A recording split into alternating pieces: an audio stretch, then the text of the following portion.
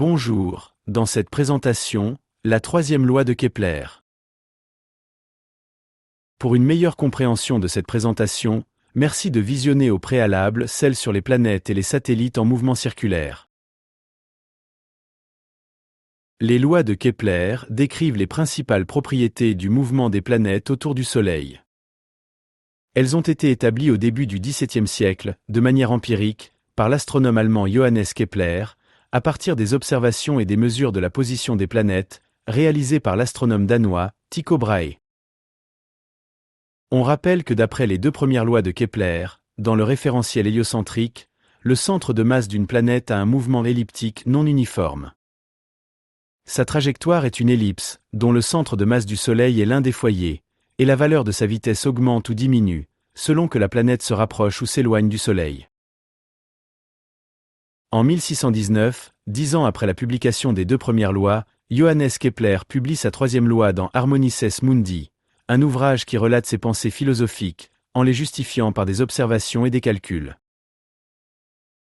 La troisième loi de Kepler, ou loi des périodes, énonce que, quelle que soit la planète du système solaire, le quotient du carré de sa période de révolution t, par le cube du demi-grand axe a, de son orbite, est égal à une même constante k.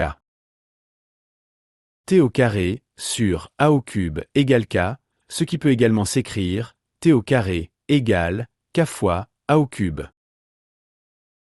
Ces expressions montrent une relation de proportionnalité, entre t au carré, et a au cube, qu'il est possible de visualiser à l'aide d'un graphique. Les quatre planètes les plus proches du Soleil, Mercure, Vénus, la Terre et Mars, sont chacune représentées par un point, dont l'abscisse est le cube du demi-grand axe de l'orbite de la planète, et l'ordonnée est le carré de sa période de révolution.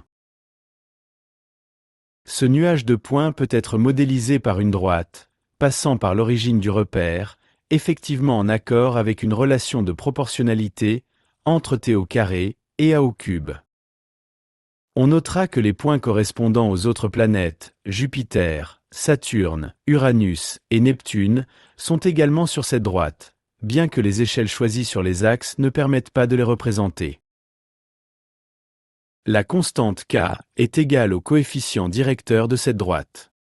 Afin de déterminer l'expression de cette constante, regardons de plus près la planète Vénus. Comme le montre l'animation, sa trajectoire a la particularité d'être quasiment un cercle parfait. Les foyers f et f' sont alors confondus avec le centre, O, de la trajectoire, et le demi-grand axe, A, est égal au rayon R du cercle.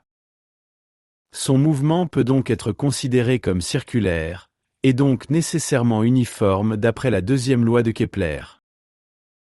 Dans le cas d'une planète en orbite circulaire, la deuxième loi de Newton a permis d'établir l'expression de la période de révolution.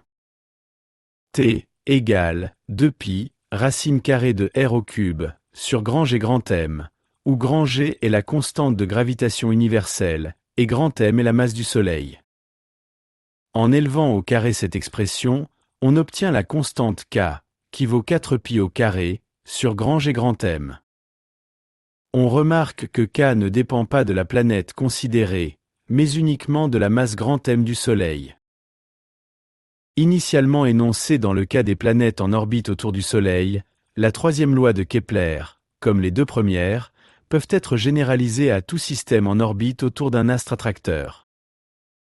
Par exemple, il est tout à fait possible d'appliquer la troisième loi de Kepler aux satellites d'une planète. Dans ce cas, la grandeur grand M intervenant dans l'expression de la constante k est la masse de la planète. Cela vous a aidé? Merci de liker cette vidéo et de s'abonner à la chaîne.